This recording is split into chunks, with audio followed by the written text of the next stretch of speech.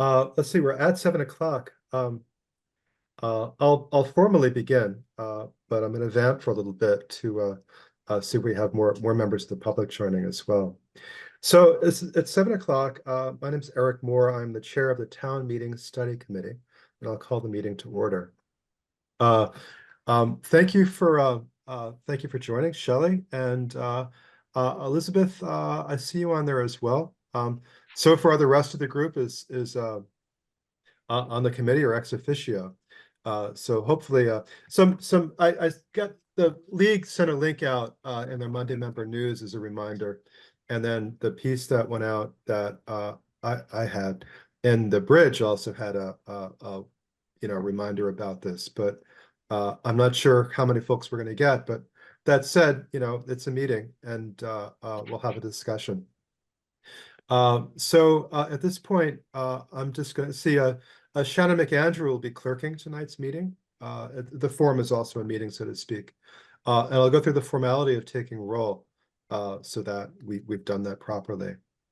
I'll just go through Alice Kaufman, please. Yes, here.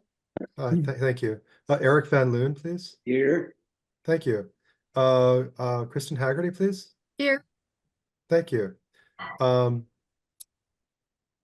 Phil Swain, please.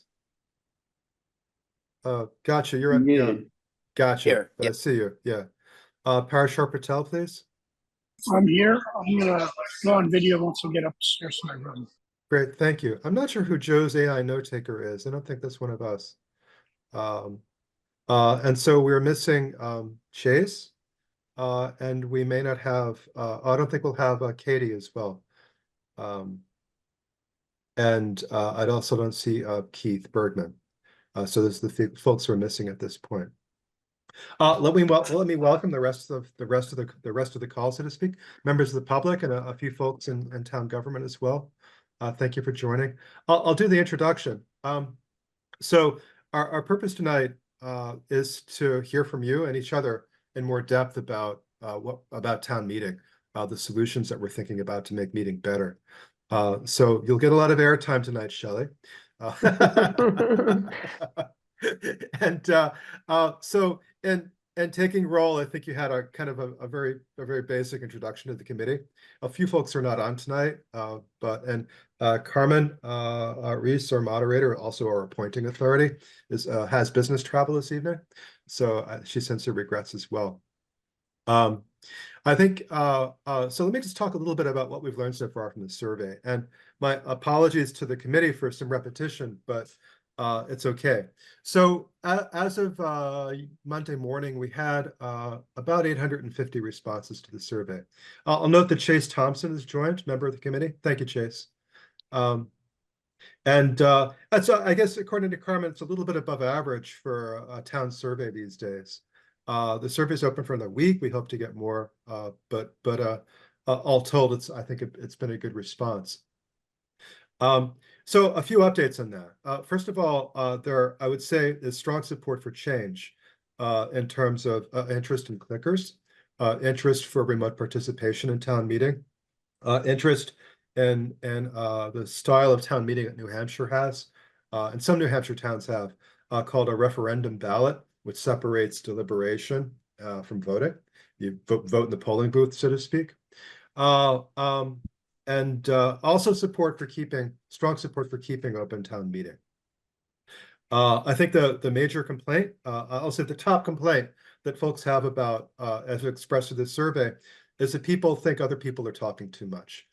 Specifically, more than 50% cited hearing others' views during deliberation is too much time for that.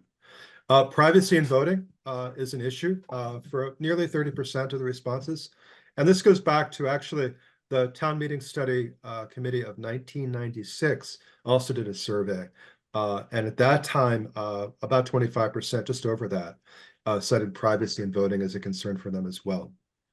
I'll say one of the other things is there's a distinct preference for all high interest articles on one night. And I think, to fit everything in is a bit of a challenge if we don't want to go to 2 a.m. But I think there's some implications of that as well. And I'll say that nearly 40% said, I am dissatisfied with how town meeting and our local government represents my views, which is, I think, a really interesting finding. And again, I'm not really sure how to dig into that, given the data that we have. We have a lot of survey comments, I think about 50 pages of survey comments at this point. The most recent set is in the packet from a previous meeting. It's hard to summarize here, but I'll say that responses are both very thoughtful and some are pretty tart. Like, town meeting is archaic. We should get rid of it. And so there's a range, but again, I think on the whole, responses have been very, very thoughtful. And so we're grateful for that. I'm seeing now, as I look at the participants, that we have Shannon. I think we have enough to basically keep one group together. I think the convention would be that we don't record the focus group discussion, but just the summary. We could just continue to record since we're all together. But let me ask, does anybody mind if we continue to record the discussion? Ultimately it'll be up on Minuteman Media on YouTube. So like our other meetings, it's just a slightly different format. Seeing no objections, Shannon, I'll suggest that we just stay all together, and that we'll continue to record. So let's see, I guess I will facilitate the group. Can somebody from the town meeting committee? Well, I guess Shannon, again, sorry again, do you mind taking notes then as you're clerking, do you mind taking notes for the focus group as well then, the single group? Yeah, sure. Okay, cool, thank you. All right, covered all the nuts and bolts. All right, so there are two big questions to talk about tonight. And the idea of the focus group format is to really go around and give everyone from the public a chance to express their views. And we can ask some follow-up questions as well to really sort of understand what we're about, where your views are about, and what the implications of that are. So I want to make sure that everybody gets a turn, and I'll ask. It's helpful to have your camera on if you're going to be talking, so I'll ask for that, but I'm not going to be fussy about it. But it all helps us see, So the two questions, all right? The first question really is, what would make town meeting a better experience? I mean, we know from the survey, there's a bunch of things. And I think going back to the discussion that we had a week ago, a bunch of things came up. I don't want to lead the discussion here with that, but I think like just going around, I'll ask, what's the one thing that you would suggest for improving town meeting? Shelley, I'm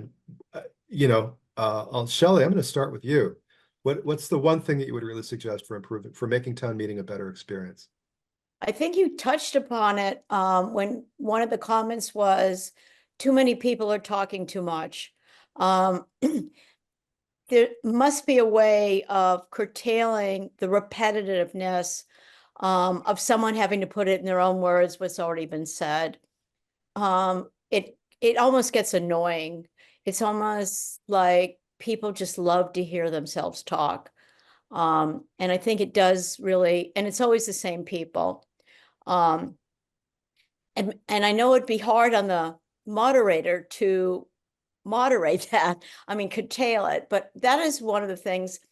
The other thing that I had always wondered was, is there a way of all the things that we don't have to officially vote for get put in a bucket, and just knowing that everyone gets them when they get there and we all approve them or whatever? Is there any way of, so we can shorten it? It's all about shortening it.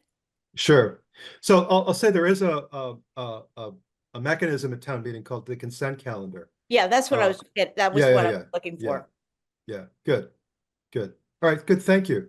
I'm going to go to, I'm just looking at the participants. And so for folks who just joined, this is a focus group format, and I want to give the members of the public the opportunity to express their views. Mr. Chairman, could I ask a clarifying question with Shelley? Of course, Eric, thank you. I'm intrigued at the people talking too much. And I know I'm one of them. no. We have that as a frequent response. And the question is whether it's people talking in general, you don't want to hear any discussion, versus repetitive people that extend a discussion where a shorter amount of discussion would be fine with you. Yeah, I mean, yeah, I don't want to stop when someone's adding something more to the same thing, but so much is repetitive on the same bandwagon that they're on what they're complaining about or whatever. So I think what Carmen, I mean, what they often say is there something new you want to add and no more? And if we could cut down, like you only have like I have to raise money. So I have a 1-minute pitch. Get it across in 1 minute, or you really don't know how to get your message across. And I'm not saying that we could limit anybody to 1 minute, but you got to limit. No, actually, we discussed that last week in the focus group that I was in, and it can place a bit of a burden on the voter to communicate that succinctly. On the other hand, one could argue that it's a fair expectation that you organize your thoughts if you're going to speak before meeting. I myself have spoken before meeting, and it's a little intimidating. I've been flummoxed, you know. So it's not easy to get up. It's not easy to get up in front of the microphone. So I think on one hand, you know, again, we have this tension of get it together, make your point, boom. But sometimes we need to say a little bit more than that. So thank you. Yeah. Janet Benvenuti, if I may call on you to get your views, please. You're on mute. I'm sorry. Yes. There you are. No, Good. here Thank I you for am. joining. Yeah. I don't have just one thing. I do find it too long and too difficult with travel for work to attend 3 nights consecutively. Sure. And I know it would take a legislative change to be able to watch and vote remotely, but Sure. that would be my preference. Then you could Sure. listen to the debate and the discussion, which I actually do enjoy, but it's difficult to shuffle our travel schedules. And the second thing is I do like the idea of clickers for efficiency in voting. I know that's Sure. debated widely, but I do think, you know, Carlisle does that, several towns do. And Sure. you know, I think when it comes to the actual vote, I find the discussion more important than seeing who votes for me. Sure. So those Sure. are the 2 things. Good. Thank you. Thank you. Eric, can I just add to that if you don't mind? Sure. Go ahead. You know, since I am running a company, we have board meetings and we vote on budget on Zoom. And is there a way of having someone moderating who's not, you know, the Zooming people to make sure that they're all town registered people and So, yeah, raising their hand? it's a bit complicated. I think one thing that we'll look at this year is how to have a remote accommodation under ADA for folks who have a disability that prevents them from attending a meeting. And if they ask for accommodation, the question is how to provide it.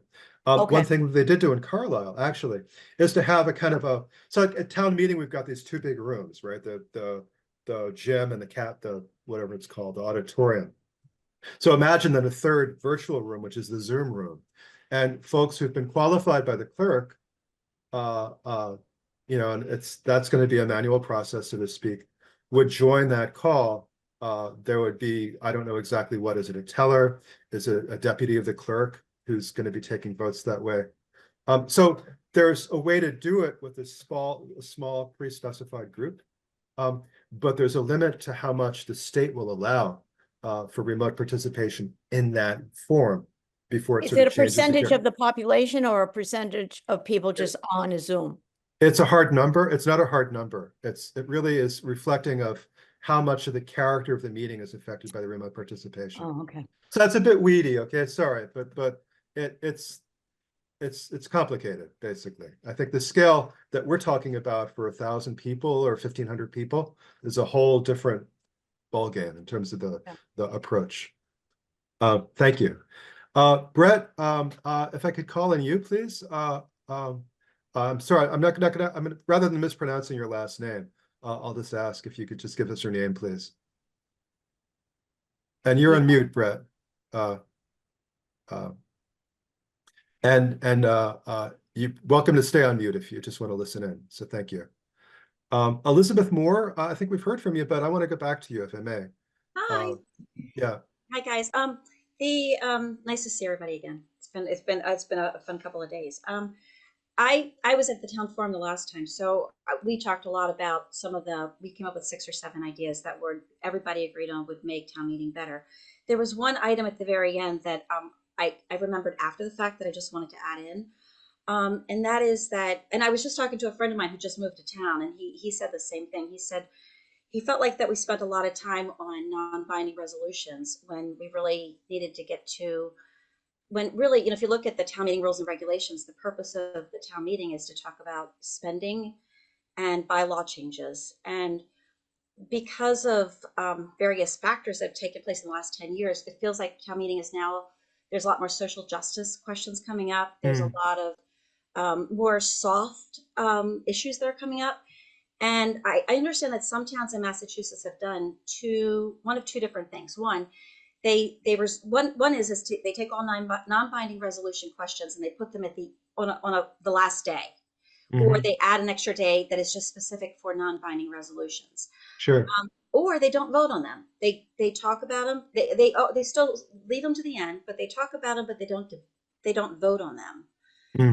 They acknowledge that these are important issues and say this is something that our town needs to discuss, but they don't actually place a vote on them because many of them are divisive in nature or contentious. And so last year, I was really struck by how much time we spent on particularly one non-binding resolution when we had $50 million budget issues up for discussion. And so I just wanted to add that I think that would help improve the process because it would allow us to take care of business first and then extracurriculars second. Sure. And thank you for your, because I've heard a lot of this from the last town forum, but I just wanted to add that and let you know again, great job with all of this. Great, thank you. Well, thank you for your comment. I have a few clarifications, I guess. So I'll get the details wrong, but there's a few things that fall under the purview of town meeting. And Eric or Ned, actually as moderators, I might ask you to jump in if I make a material mistake. But certainly spending is a big thing. Bylaws are a big thing. Land purchases and sales are another thing. And there's more.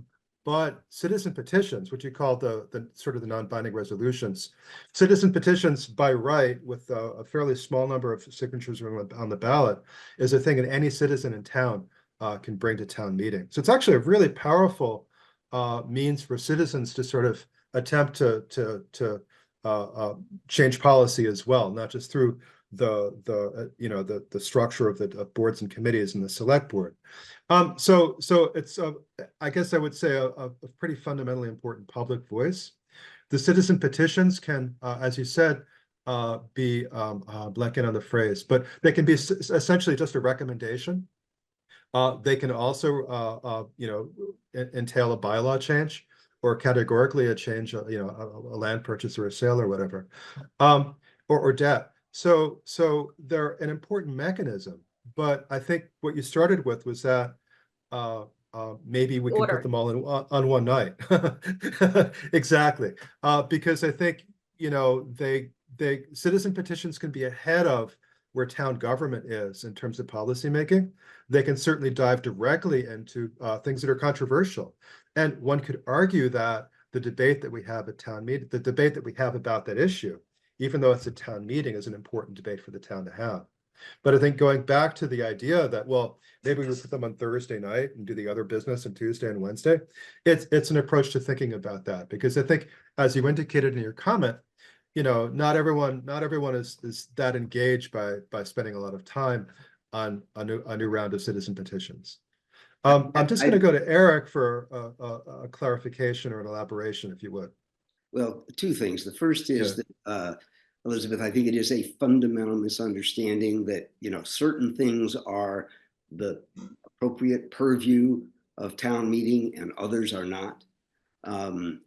It's in fact, there's the fundamental state provision, which can drive us crazy, which is that any 10 citizens, it's a very, very low and frustratingly low bar, can bring a warrant article, and that can be binding, that can be directive, that Oh, sure. not Yeah. always depending, but the fundamental is that those things are as much a part of town meeting as the budget and the zoning bylaws and things of that nature. And it may be sad from your perspective, but the huge dollar amounts in our budgets, usually they could almost be on the consent calendar because there's virtual no discussion, virtually no looking at them. So I do think there's a different orientation to the fundamental of what town meeting is. You know what? Point taken. And I hear what you're saying. And you know, one of them affects our property taxes to a great degree, and we see them increasing, so it's a little emotional. And the other is more of a social justice question. And last year's was also not submitted by a citizen; it was submitted by a commission. So and so there were some nuances there too. But it was, and I don't want to belabor it. You have a lot of other important things to bring up, and we talked about all kinds of things like adding a place for parents to sit with their children, and you know, and the clickers, and all these other valid points that help to speed up meeting a little bit and to help make it more comfortable for all citizens. And you all know I'm a big advocate of the clickers. But you know, this new person who came to town said, you know, I really wanted to hear some of the substantial information, and it wasn't that wasn't substantial because he has children in the school system, but it felt like this topic distracted from a lot of other topics that were taking place. And I know that other towns, so it's not just me, other towns have recognized this and they have acknowledged it, and they have said, well, you know what, let's put all the citizen petitions or non-binding resolutions on the last day of meeting or in a separate bucket. And so it's maybe what caught me off guard was that is using the word extracurricular. Yes, it's important, but I don't know if it should be mixed in with high budget items. And so anyway, just some food for thought, my feelings on it. And I hear what you're saying, and thank you for that clarification. I respect Good. that. Good. Thank you, Elizabeth. That the citizen petitions last year had things like clicker voting, remote participation, separate the fundamentals that we're talking about now, and those came to the floor of town meeting as citizen petitions. Good. Thank you, Eric. Jenny Garofalo, if you wish to have a comment or ask a question, I'd certainly be happy to hear from you. Again, I'm just going through some of the citizen names on the call. Eric, this is Brett Fye, not Jenny.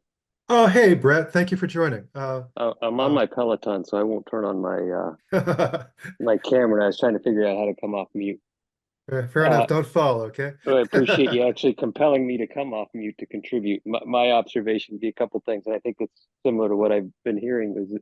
Is there a way to put maybe all the financial items together in sequence, along with then some sort of exhibit that shows if we approve all these things, this is the impact on the town's finances and property taxes, and Sure. then the discussion about debate.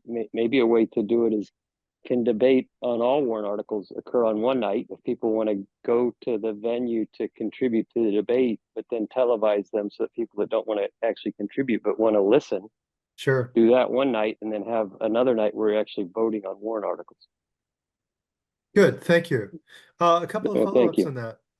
So are you a reader of the FinCom reports, the FinCom report that comes out in the mailing, or Yes. How does it work for you? To me, it's very dense and very difficult to follow. I know that Parasher, who's on, I can see him here, he's done a good job to try to make it more digestible, but I find them very difficult. to follow, and particularly when you're trying to figure out things year over year and trends and so forth. Uh-huh. And I Do, think some of it is yeah. the overrides and the things that aren't in the core budget, trying to connect dots as to what's comparable year over year versus what were things that we agreed to as special warrant articles that Mhm. perhaps the town manager and the town personnel can't control because they came as warrant articles. Parashar, do you have any follow-ups? Yeah, no, so Eric, Brett and I and others have talked about, excuse me, trying to convey in simple terms the impact of the different warrant articles. And, some of the challenges is the legal obligations. So for example, Mhm. debt financing, short-term debt versus excluded debt, et cetera, and how to package it together in a sense, in a way that makes sense. I personally hope that they've become less dense over time, but that doesn't mean we can't continue to make progress. And I know the current chair, Eric, is committed to doing so, as are a couple members of the finance committee. We had talked about a couple different ideas, including maybe a thermometer type gauge to gauge the impact on our taxes over as we go through the warrant article. So I think folks are trying to get creative on the finance committee to try to simplify it and show the direct impact. I do believe putting them all together in one night, we tried to do a little bit of it last year where, and Brett knows this, we accumulated the average impact over the next 5-6 years of all of the articles. And so I think making progress on that might be helpful to give people a sense of what the cumulative impact is. Sure. One other thing to make this interactive is the booklet's so many pages. I suspect a lot of people are just intimidated by it and unfortunately toss it. And that's a lot of paper that goes into the bin. So it might be better to have some sort of digest that goes out to all residents. And if they want to dig deeper, have it online for those that want to dig in deeper. Agree. And we actually do have online PDF versions that are. Oh, you just froze, Parashar. Don't know, and I don't know if Ned or Eric can speak to this, whether or not they have to be mailed. I recall something about. I think so too. I thought it was in our bylaws. Yeah, That they said it had to be mailed, and by what date? Maybe, yes, definitely by the date. But I believe they've got to be mailed to every household in Concord or something. So maybe that's something we can look at, or at least ask Shannon and town manager to look at and see if that can be changed or whether it's a state requirement. The orchestration of mailings itself is a real project. I think my understanding as well is that I'm no expert, I'm sorry. The warrant needs to be mailed. How much of the warrant? So for example, in Arlington, which is a representative town meeting, the mailing of the warrant is just a few pages, right? We provide a lot of contextual information with the warrant mailing. A second mailing is the FinCom report, and the FinCom report also contains the recommendations from boards about different articles. And so it comes out a bit later. And I think one of the things that we've talked about is this briefing book idea, which would be basically all of the information that's in the warrant, all of the information in the FinCom report, and the recommendations basically accessible through the website. So it's a single point of information for each article. That requires that we're able to do the town is able to do the work to get that information on the website, and as well that at meeting you're able to access it, which is not a given. But that's I think something that going back to previous studies, both the government committee and which Ned Perry worked on, and the town meeting study committee of '96, that idea of improving information delivery was a big deal even then. I'll try if I may. I'll try. I guess I don't see her anymore. Jenny Garofalo. I don't. Okay, so we've gone through and talked about some ideas. Any additional ideas from folks that we want to talk about? Otherwise, I'll switch to our second topic. Yeah. I have a question for the. Yeah, please. Parashar. I was wondering, and this may not be something we can do, but my husband and I were kind of discussing it the other night.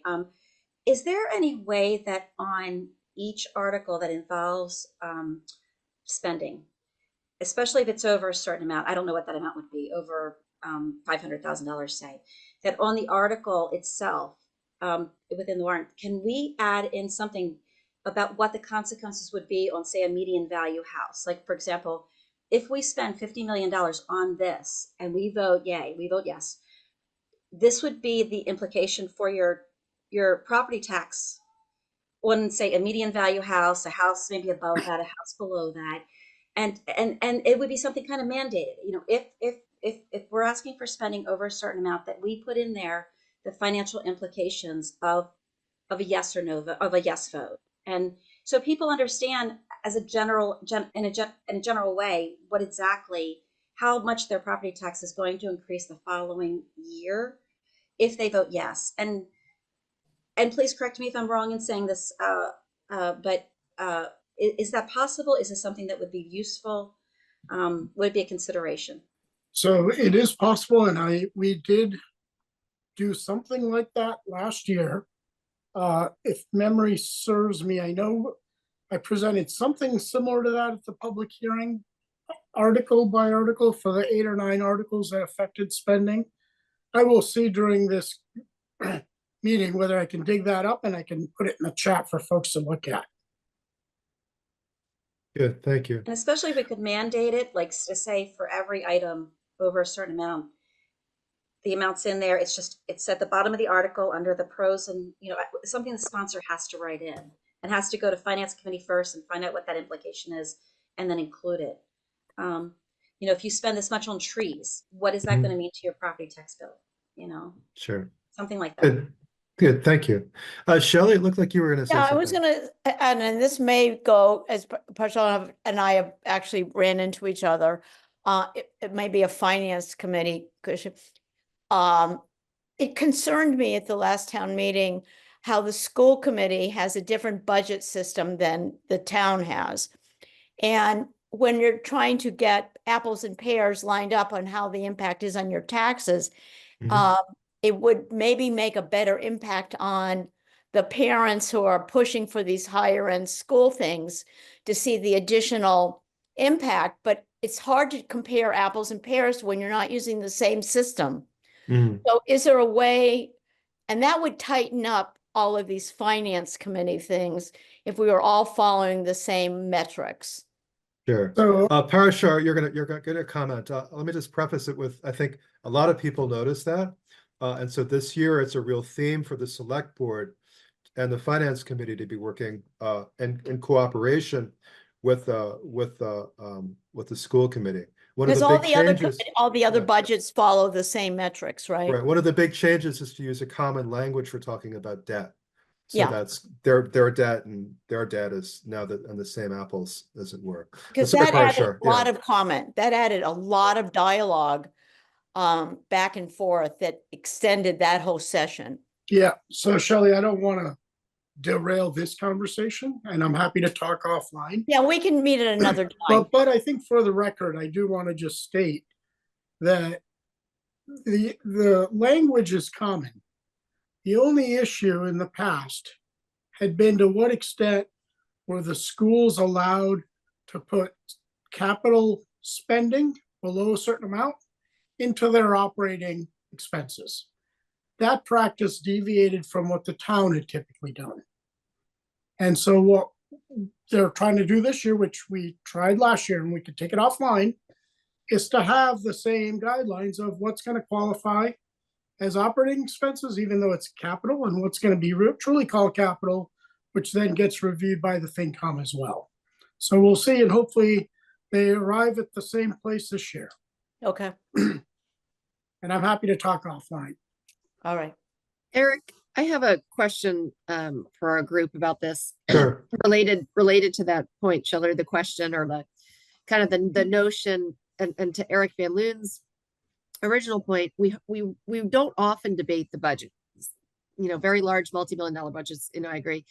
And in large part, one, it's probably very complex. And two, I think a lot of us think that a lot of work has gone into that already. And so kind of coming in at the last minute isn't necessarily going to do anything. But Shelley, to your point, we did seem to discuss, certain aspects of the budget, school committee and things like that. What would you say, and this is to everybody in the group, and I'll kind of broaden it out a little bit. I'm curious to know how people feel about the other towns and committees when they bring warrant articles. Do you feel kind of comfortable with what they brought, such that you don't feel the need to question it at a certain level, or they're I guess I'm looking at kind of like public trust and how that affects your experience in town meeting, maybe if that's and Eric Moore or anyone else, if you want to reframe that question. Sure. And if people are just comfortable doing that, kind of giving their experience. Well, I do feel more trust that the finance committee had a bigger dialogue prior to.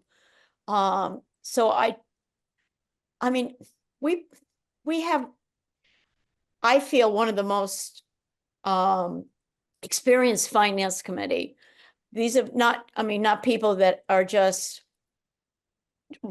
raising their hand to do something like this. So I'm counting on the fact that they've done it where I didn't get the same feeling of confidence, that there was more emotion tied to that budget than budget to the school issues. There's been periodic issues that have come up through the years that had a little bit more nuances to emotion, but overall, I feel like the finance committee, when they approve or not approve, I know they looked at everything where I didn't feel the same thing. If that responded the way you wanted. Yeah, Yes, I was trying to kind of understand, and like I've been on other ends of committees and where, people are kind of like, well, wait, what about all this stuff? And I know that sometimes I stand up and I'm like, I know, this group has vetted this. I didn't watch all this stuff, but I know if they're standing before me, they have. But it is interesting when I feel more trust in some groups than others. And I didn't know if there was a suggestion that could be made, to really instill a little bit more trust and transparency, such that our experience by the time we get to town meeting is better. So I would open that up to anyone else also, please. No, I think when we're trying to buy a new fire truck, I feel confident that that we know that we need a new fire truck. I don't always feel like we need more buses because I live across from a school and the buses are empty. Good. Thank you, Shelley. Parashar, I'm going to I'd love recognize to add you. something. Let me go to Parashar and then I'll come back to you, Elizabeth. Okay. Okay. Yeah, thank you. Thanks, Eric. Let me maybe perhaps provide a little context for Kristen in terms of the finance committee's philosophy.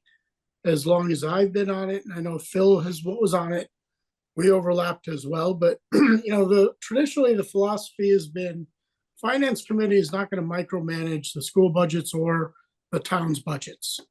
We're trying to set overall guidelines, keeping in mind a number of different factors, including taxes and multiple things. So we set the guidelines in terms of percentage increase or dollar increases year over year. And we're relying on the town manager and indirectly also the select board, because the town manager reports to the select board, right, to figure out how to spend the money, broadly speaking. And over the last 3 to 4 years, we've focused much more on strategic questions. What are the strategic areas that you want to invest in? Why? Help us justify that so we can figure out whether we ought to increase or lower our guidelines. And we've left it up to the committees. I know for my part, observing the school committee and the town manager, this is a year-long process. They're taking input from the superintendent and others to develop those budgets that come through. And when they come with those budgets at the end of the day, we're not nitpicking over 20,000 in this category or spending or 30,000. We did have issues the last 2 years because the schools went over the guidelines. Rightly, wrongly, whatever, right? And that's where I think the debate and the discussion came from, not over how they were spending the money. Hopefully that provides context for folks for why we don't sit there at town meeting as a finance committee and sort of go through line by line. Good, thank you. Got in here a moment, please. Build on that, please. Sure, David Allen. Thanks. This started with Eric's pointing out that, and others noticing that these very large spending bills basically don't get debated. And of course, what actually we see is that town meeting is a year-long process.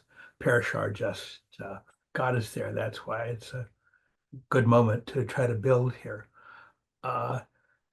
Probably nothing's more important than to realize that town meeting is a punctuation mark on the end of a year.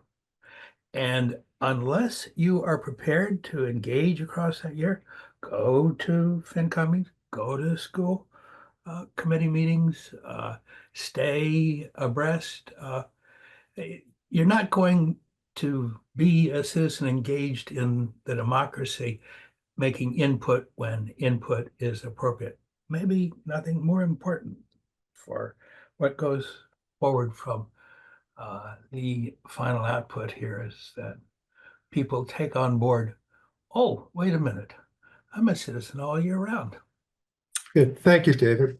Elizabeth, I'd like to come back to you, and then after Elizabeth, Janet, if I could come back to you, please. I just love where the conversation's going. I do stay involved throughout the year, and David, I completely agree with you. That's really important as a citizen.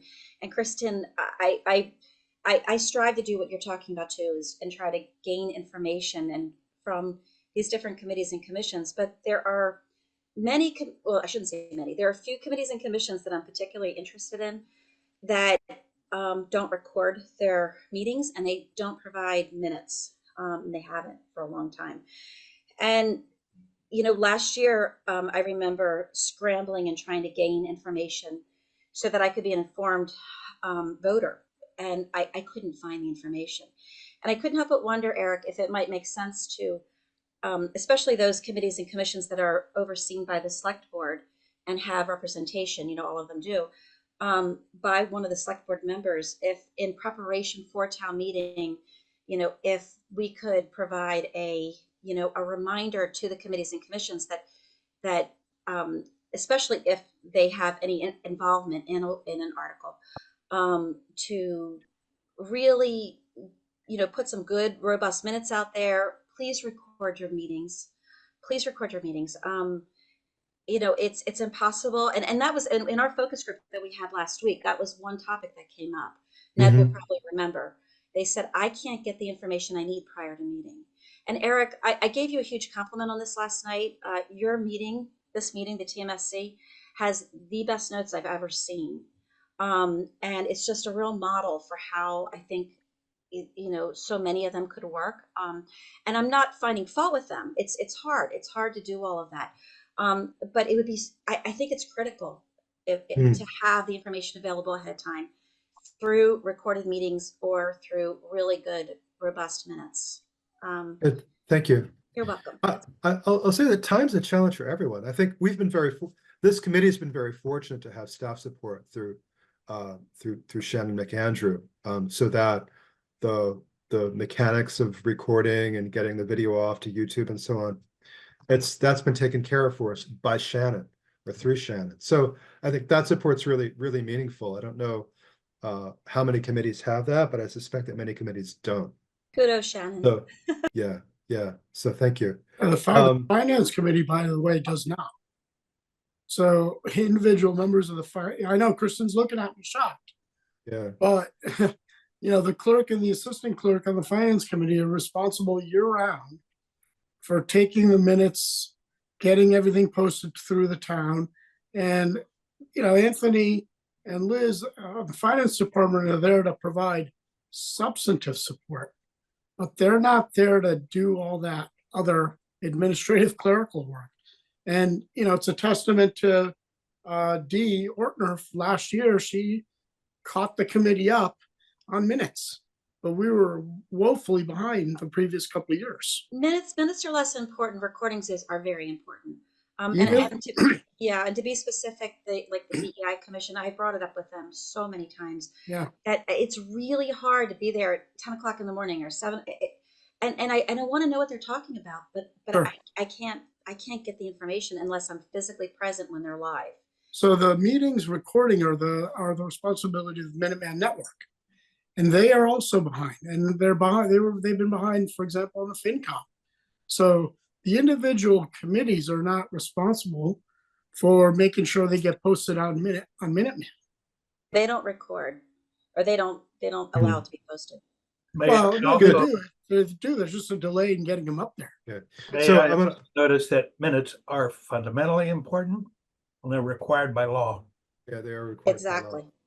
So good, thank you. I think having the information there is necessary for transparency, and it's work and it takes time. And so I think that we come back to this question of time, both from the committee perspective and from the citizen perspective, in terms of the time it takes to actually understand what's going on. I think, David, to your point, David Allen, to your point, that which I also I support, which is that, town meeting or the legislative process is a year-long process. But it's difficult. I mean, if we talk about people having a hard time, getting to 1 3-hour meeting or three meetings in a row, our voters are really pressed for time. And I think it's a real challenge to see how we can bring information to the voter such that they can make a confident, well-informed decision. And I really appreciate that. And I also want to notice that we make choices in our lives about what matters. Are we going to actually govern ourselves? That's what democracy is. And if we are, then we're going to make time allocation decisions that are different from what we've made before. Thanks. Good, thank you. Eric, Janet, I'd like to come, I'm gonna go to somebody else for a moment, Shelley. Thank you. Sure. Janet, if I could go to you for your comments around, I guess that, so one of the, so the feedback that we got through the survey, really emphasizes the limited time that people have for town meeting. And so the impatience that we express with all the talking, is part of feeling time pressure. You've expressed the difficulty of getting to a meeting 3 nights in a row. And many, the majority of folks who've responded to the survey have the same concern. And so there have been a couple of things that have come up. One is remote participation, which you cited.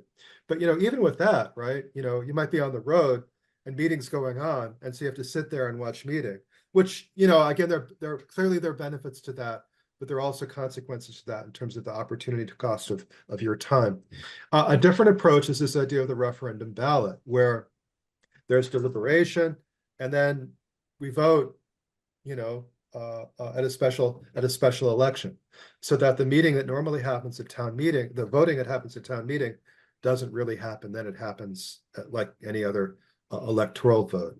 One of the things that Brett, who's no longer on the call, mentioned was also something that another member of the public had suggested, this idea that we deliberate 2 nights and we vote on the 3rd.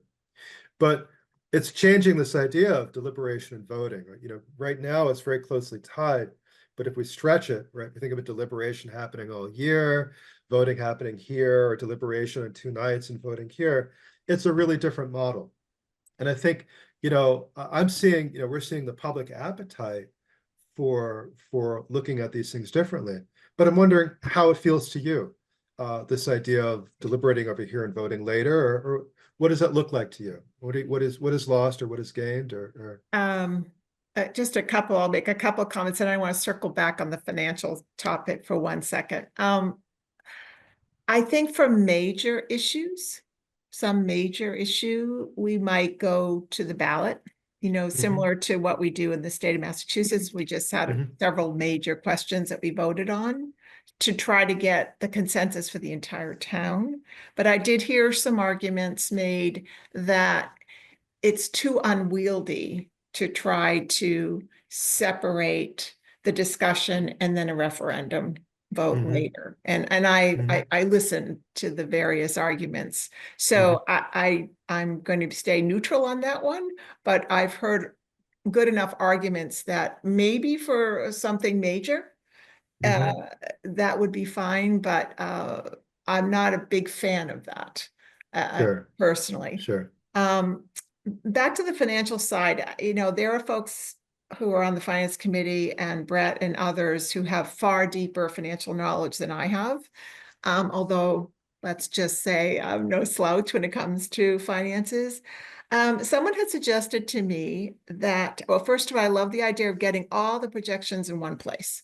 We're talking about potentially acquiring a Superfund site. That's significant potential liability downstream where, you know, we have this $50 million vote, there's all kinds of issues. And I think what's wonderful about the issue of impacting property taxes is everybody's now paying attention.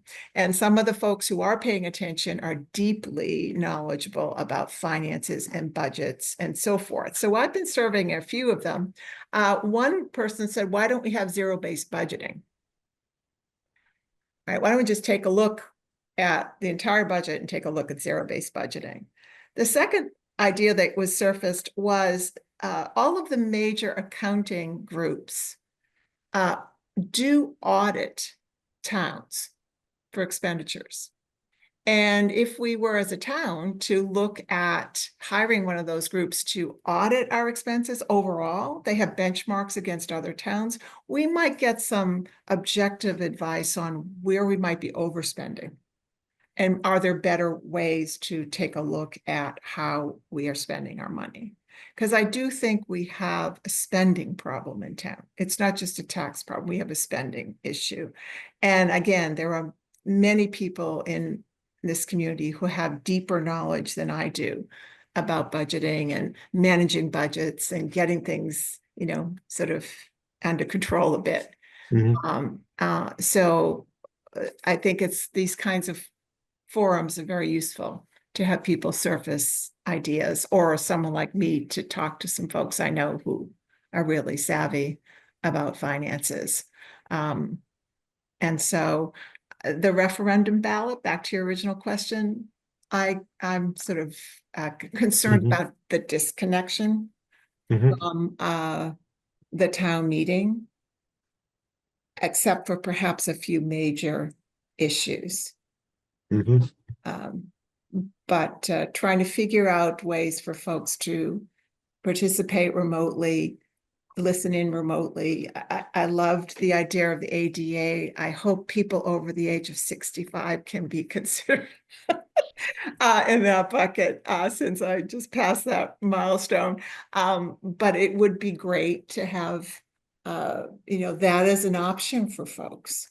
I've lived in town for over 30 years, and I've had the issue of having children and, you know, not being able to get out 3 nights a week because of children. And now I'm in a different place, but I thought life would be simpler and I'd be around more, and I'm actually around less and working more. So, but I appreciate very much that we're taking a look at this and opening it up to all kinds of ideas. So Great, thank you, thank you. Shelley, I think you were going to say something. Yeah, I wanted to, you know, David actually pointed out something that I think we all need to be reminded of what the town meeting is. I think that's an important, that this is sort of like the summary of everything. And I know, because I have been so busy, I'm one of the ones that neglect keeping on top of what has gone on all year to lead us to this moment. But I assume I recall that each committee, like the finance committee, the school committee, a month or so before town meeting has a summary meeting where they're putting all of this together for town meeting, where they could have an evening like this, where people can come and make sure that any of their addendums in their mind are brought up then, and not 40 million addendums that night that could have been considered and regurgitated and dissected enough so that so much doesn't go into it, because that would also cut back, but it also gets people more engaged earlier to cut back on town meeting. I don't know if that makes sense the way I presented it. Good, thank you. Could I add something Elizabeth, regarding deliberation? Sure, good. I was just about to go to you. I was trying to figure out my question for you, so thank you. Nicely timed. One of the things I think about with that is that's a big structural change. It's a big structural change, and I think there's a lot of conversation we would have to have around that. I don't even know how I feel about it myself. I'm hoping that this committee, the town study committee meeting, will not end. I don't know when it ends, but that it doesn't end at the next town meeting. I hope it carries on. I value this, what you're doing, and I think it's really important. And I think so many things have come up, and I think now it's just time to look at the low hanging fruit, look at things that are going to be most effective. I think we focus on clickers. I think we focus on the structure of the meeting. You already handled timing and dates and all that kind of stuff. But I think that's something for 2026 or another year, with a lot of public, get the League of Women Voters involved, have a big conversation about it, look at the pros and cons, investigate it with other towns, and let that one go as part of the questioning for this year. I think it's just too big of an issue. That's just Good, thank you. Parshar, I'll go to you, please. Yeah, this is just a follow-up. So my memory was correct. Last year at the public hearing, we had a couple charts showing the overall impact of spending articles and debt articles. And it wasn't on the average household, it was for every $10,000 bill, if you will. So you can sort of standardize it. If anybody's interested, contact Shannon in the next day or two. When I get home on Thursday, I will send her the file and she can forward it on to folks to see what we presented at the public hearing before the town meeting last March. Okay? Yeah, Parshar, maybe you could share that with the committee as a whole and then as well. Please. Absolutely. Good, thank you. Thank you. Well, and then I guess the follow-on question would be, and this we continue to ask ourselves this, is when information is available, what's the best way to make it available to people? Like Shelley, to your point, there are public hearings for the planning board, the select board, and I think the finance committee. And Parshar, the work that went into kind of that information at the hearing. Love to hear ideas about how we can, bring people to that information or bring the information to people. Well, email is my best way of getting anything. Mm. As long as the header says town, Concord town thing, so it doesn't get buried amongst the ranks of email that we're all getting bombarded with. Sure. So we have like the news and notices. Maybe there's something that I can't remember if there's a separate one for town meeting related things. Yeah, there is one for town meeting. Okay. So I wanted to ask another question, which is there a threshold for being well informed? I mean, so folks cite that in the survey, I think most people read, the biggest source of information is the warrant. We made a mistake in the survey and neglected to include the bridge as a specific source of information, but the bridge is obviously very huge. Friends and neighbors, really big source of information for learning about things. How do you, if you think about, what's the right way to say this? So, so Shelley and I are neighbors, right? And so I think, what do we expect of each other in terms of how well informed we think people ought to be before they go to meeting? Is it fair to expect people to read the warrant? Is it fair to expect people to watch a video of a hearing? Is it fair to expect that they can show up and, there's something there and they can look at that and make their minds up? I mean, how hard do we have to work, or should we work to be well informed about what's going on in town? Because, it's easy to spend a lot of time, right? But what's the minimum that we feel people should be accountable is the wrong word, but what should we expect from our neighbor in terms of being informed?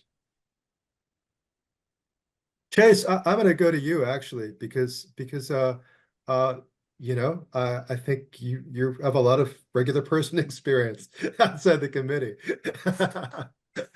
What do you think about that?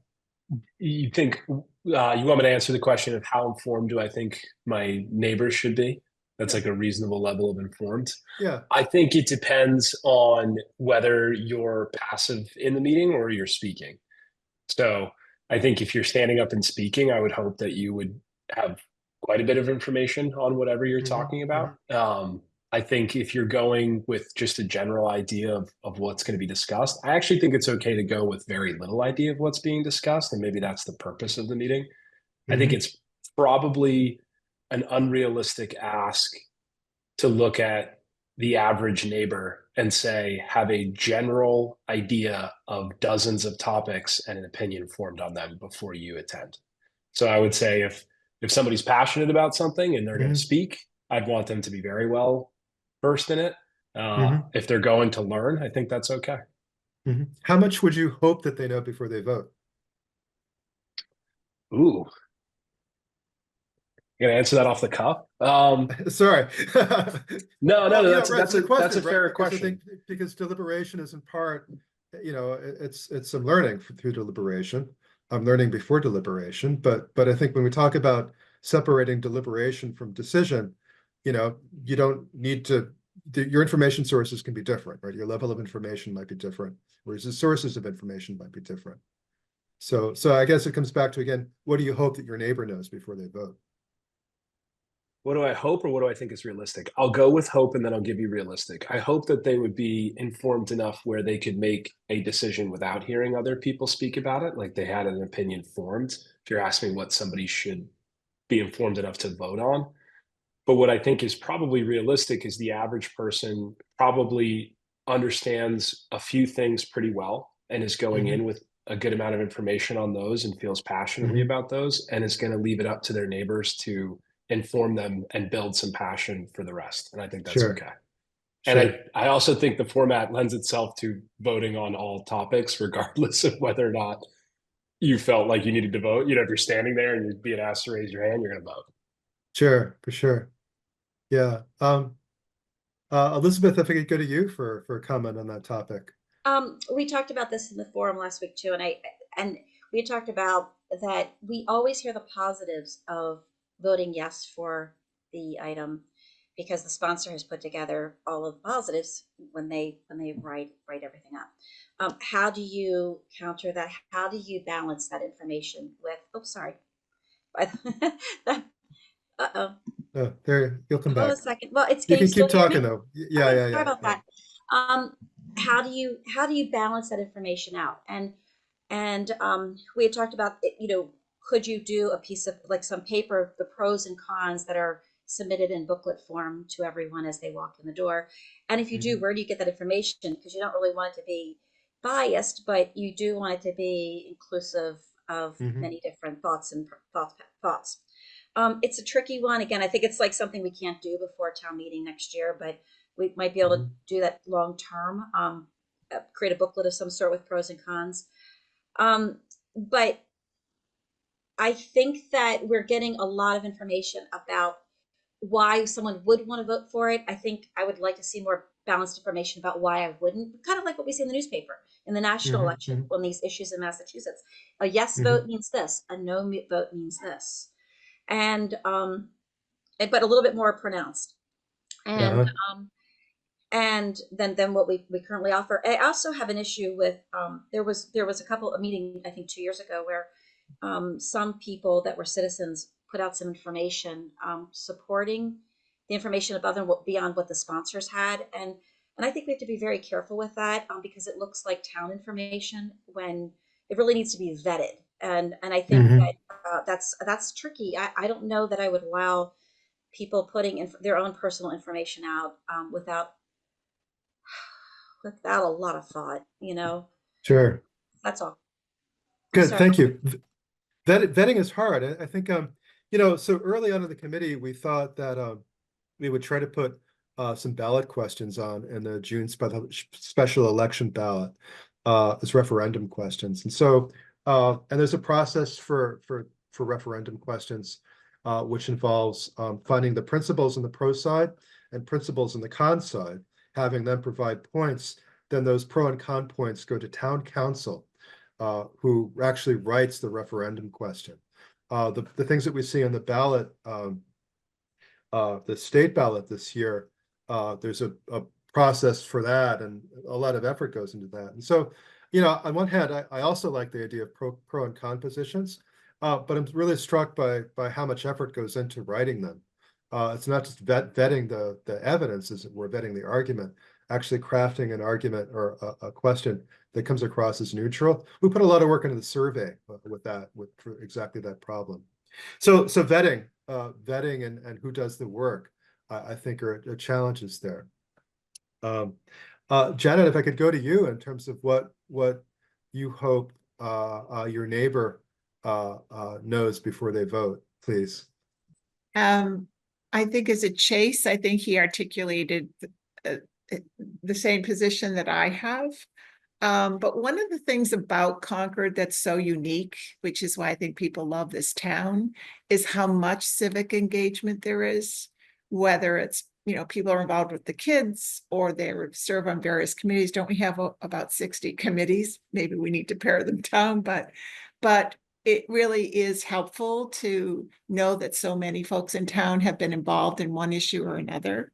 And if you live here a long while, you do get a lot of that information. I am very grateful for the folks who started the bridge. I think it is an absolutely fabulous vehicle for getting information. I'm part of the League of Women Voters. They do a great job. So there are lots of ways to get information. But I do think there are some folks who really are not going to come as prepared as the all-A student would be, who covers everything and has endless time. But to the earlier point, if there are a few issues that people are really passionate about, they'll get to know. And I, for one, rely on the Finance Committee. And I think it's difficult to integrate all the various proposals into, a document. And it sounds like they had done that. And that maybe didn't get enough attention, and hopefully the bridge can focus on, some of the financial side of decisions. So one of the things I'll caution, and I appreciate, Janet, that input on what the Finance Committee's done. The slides I talked about, which I circulated, Eric, now to the committee, and Shannon can circulate to those other members of the public that are interested. I sent those to the bridge last year, hoping that they would get published. But I think we have to recognize that the bridge itself has constraints, right? Not for profit, raising money, limited space, limited staff last year. But hopefully as a community, whatever we can do to help build that up will only help all of us. Right. So we can't rely totally on the bridge. I think it's the number one source from everything we've read on the feedback, right, Eric? But we've got to figure other ways out to get the message out. Right. Good. Thank you. I'm glad you raised that point, because it's good to know that that might be a funding issue to publish the financial information that they, takes up ad space and so forth. So I'm sure there are folks who will look at that to see what can be done, because that's useful information, really useful. Good. Thank you. We've been going for just over an hour, and I think perhaps we're winding down. Shelley, Janet, Elizabeth, any points or questions you'd like to raise? David Allen, Ned Perry, I keep forgetting you're a member of the public. I'm sorry, given your tenure as moderator. I don't know if there's anything you'd like to ask or point you'd like to raise as well, Ned. You'd be welcome to, please. I certainly thank the committee for what they're doing, what you're all doing. Certainly the members of the public who are expressing more interest in town meeting. The questions and the answers, quite frankly, indicate a lack of understanding of town meeting in general. And I said a month ago at a meeting that Court Booth and Anita Techley had understood that I needed a lot of training when I became the moderator, and they suggested that I teach a course on town meeting, and I learned a ton, and I think I improved as a moderator. Court was at that point the head of adult education. It sounds to me like Carmen should think about working with the current adult education program, the League of Women Voters and the Bridge, to offer a 2 or 3 night informative meeting on town meeting and the whole town meeting process. I think if it's broadly presented to the community, you might get 50 or 60 people participating, which we did 20 years ago. That's one. Number two, the pre-town meeting hearings are always cyclical. Sometimes they're good, sometimes they're not so good, because the chairs of the finance committee, planning board, select board changes, and they're all moderated by the chairs. But if the moderator works with those chairs and with those committees that hold hearings, those hearings can be significantly improved as educational vehicles. They're all recorded, and the public citizens could watch the recordings on Minuteman Network whenever the citizens wanted to prior to town meeting.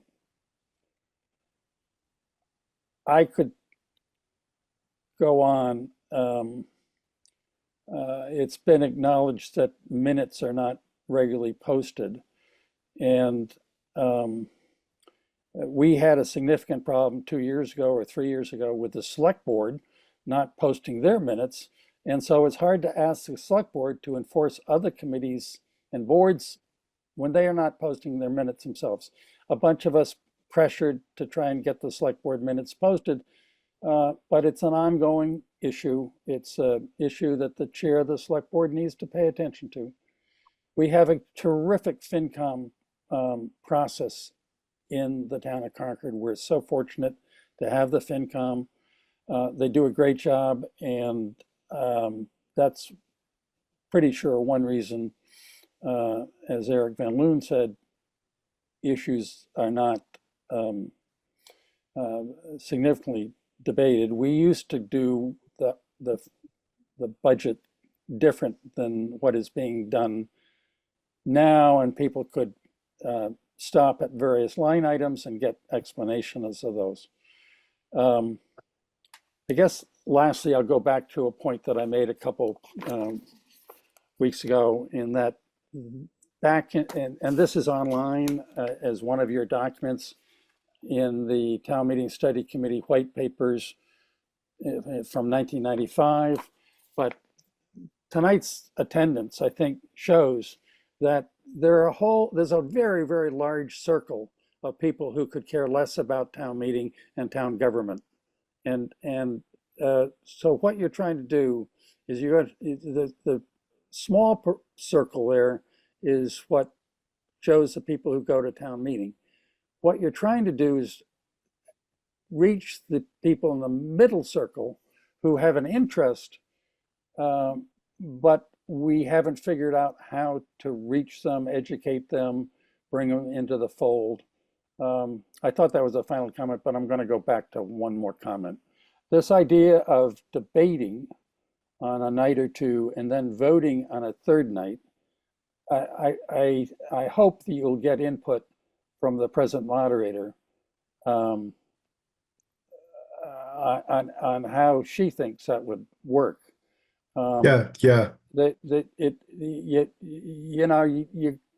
I don't know how you handle amendments to an article in that, and I just think it's a ridiculous idea, and I don't think this committee should spend a whole lot of time thinking about it without knowing more about town meeting and the process. Thank you. Good. Thank you, Ned. Thank you. I'm going to recognize Shannon McAndrew, and then yeah. Hi. Hey. So I just wanted to build off of something that Ned was talking about, which is that since I've been with the town, I've gone to 2 of the pre-town meeting meetings, not the public hearing. This is the one that takes place on like a Saturday in December. The preview. Yes, and I have just really not thought that it is a good use of time. To me, it feels like a great opportunity to do something like Ned was suggesting, like having an educational focus on what town meeting is and what the processes are. Also, because I think that meeting takes place so early in the town meeting process that citizen petitioners especially may not even have their article ready to go and present at the meeting. And it, given it's a Saturday morning in December, you can also assume what the attendance is like. Good. And I just feel like if you could maybe turn it into more of, I don't know, if it could be like a more social event, have some coffee and treats and learn about the processes of town meeting, and maybe some more people will want to come. But I just think that as like as a preview, I don't think it works super well. Good, thank you. Eric, Yes, Ned. I couldn't disagree more, unfortunately, and I fully respect Shannon. But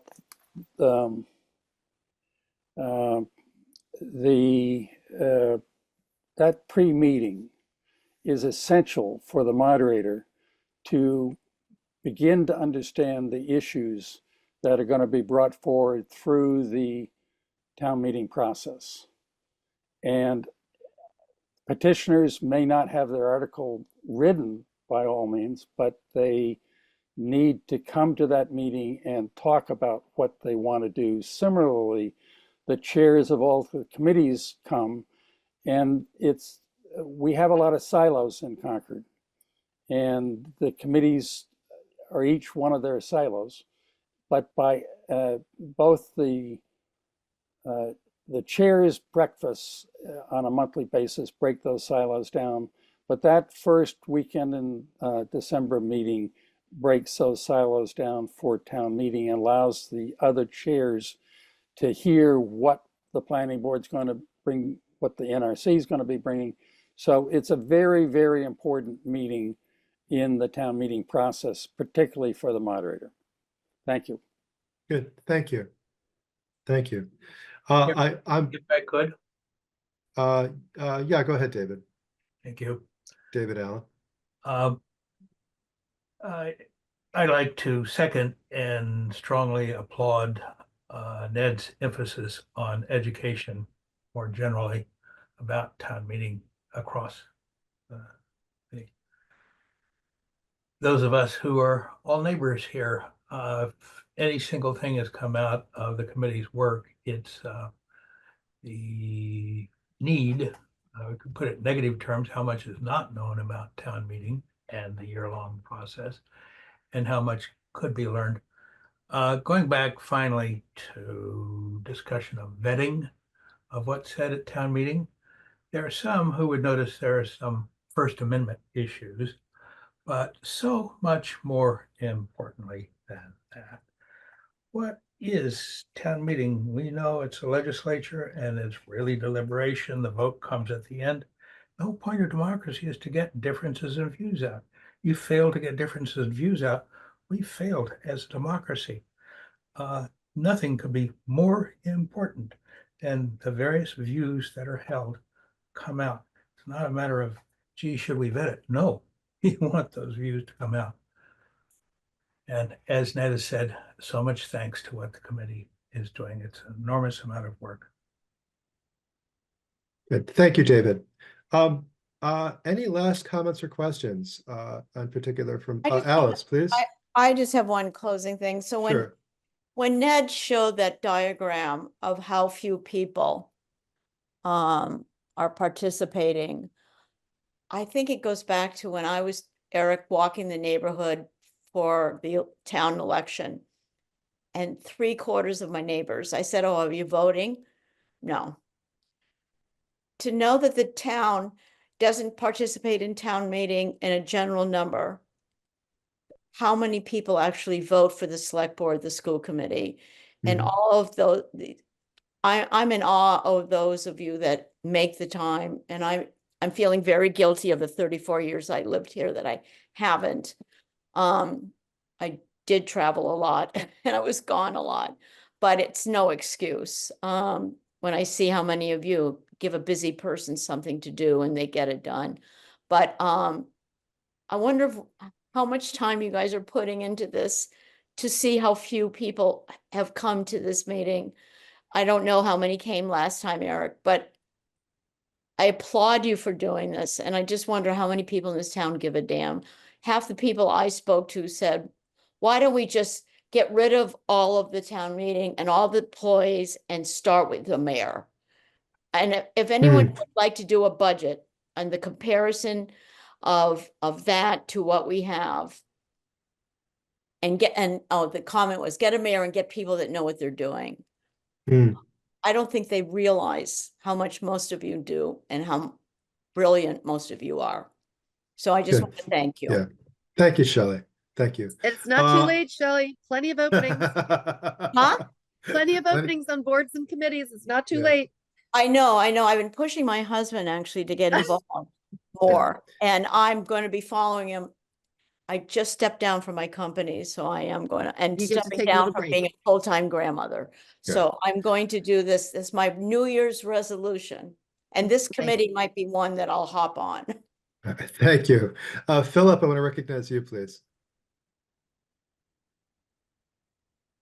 So, yes, Phil Swain, I'm a member of the committee, but I just want to commend the comments by Ned Perry and David Allen about educating the town on the town meeting process. And I think that would improve the process and make more people interested in attending.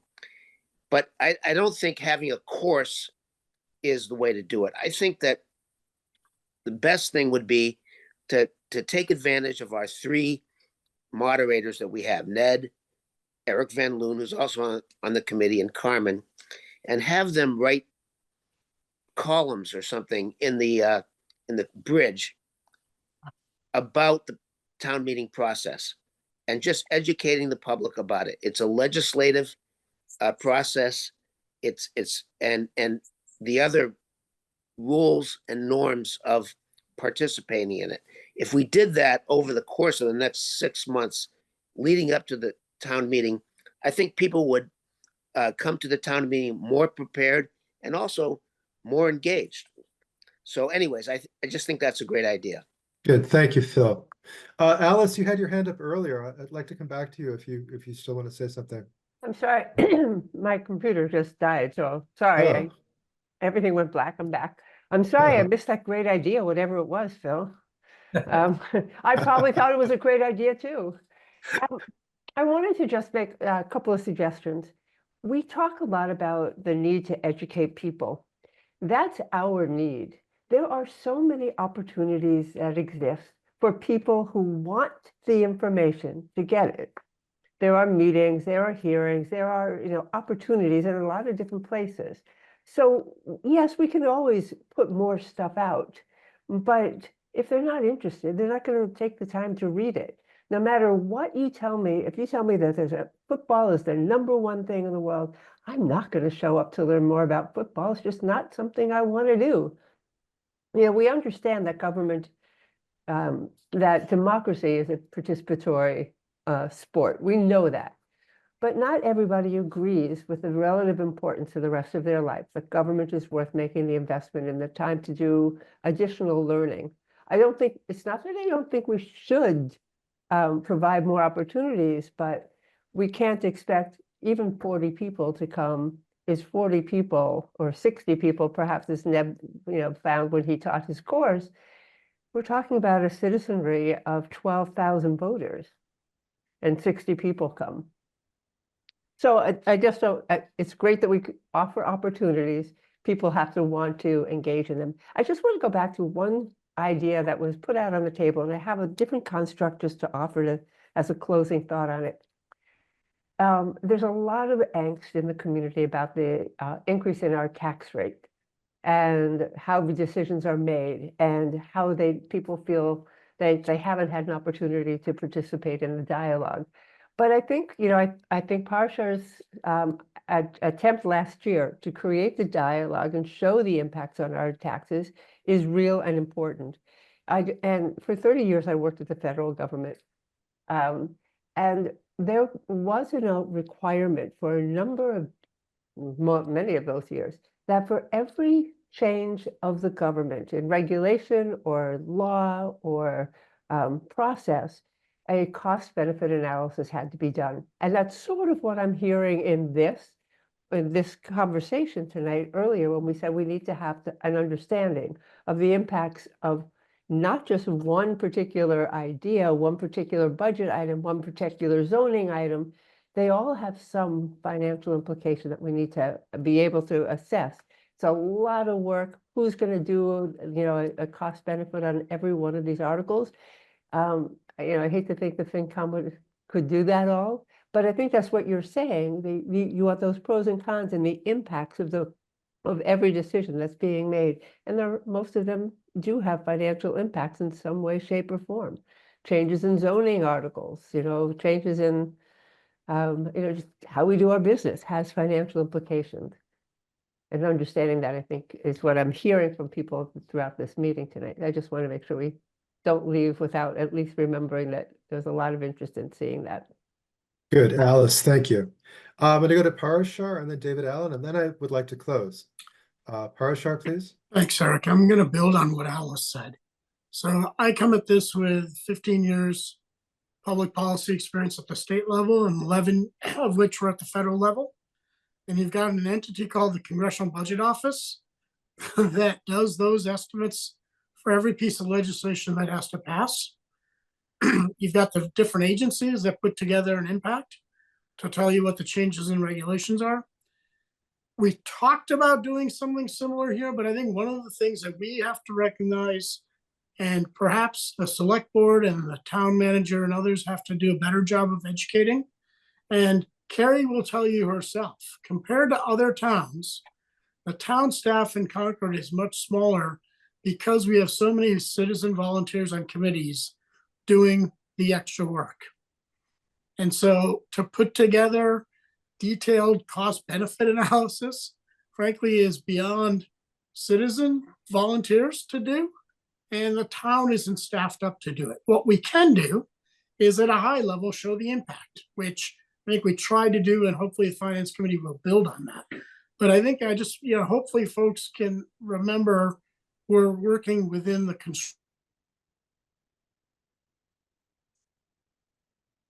But then We again, just, yeah, I think common other places just recognize the trade-offs. good, thank you. David Allen, please. Looking to Alice's first point, as we see, I am a person who has used the word education, but I believe Alice has gotten us to what really matters here. Is whether or not we folks who are citizens see ourselves as active in our democracy, or no, our lives are too busy doing other things and we just don't, put it strongly, give a damn. The fact is, my message from the beginning, for the first few meetings, going back 15 meetings now, of this committee, was precisely this point, that if the committee has any single task, it is this problem of how it is that a wider berth of the, I think we heard last night, 14,000 now registered voters in Concord see themselves as engaged in a democracy. I don't have any answers. I invite engaging with it because I think Alice has once again reminded us of what is truly the fundamental issue here. Thanks. Good. And I Thank you. for what you do. Well, thank you, everyone. I think Thank you. I think I believe that change begins by meeting people where they are, and I think that a challenge for our work as a committee is to do that. I think, and I don't have a quick answer for that, but I think that's something that's occupying me is how to meet people where they are. Thank you so much for joining, and with that, I will say this meeting I'll declare this meeting at 8:29 closed. Thank you so much and have a good night. Thanks, Eric.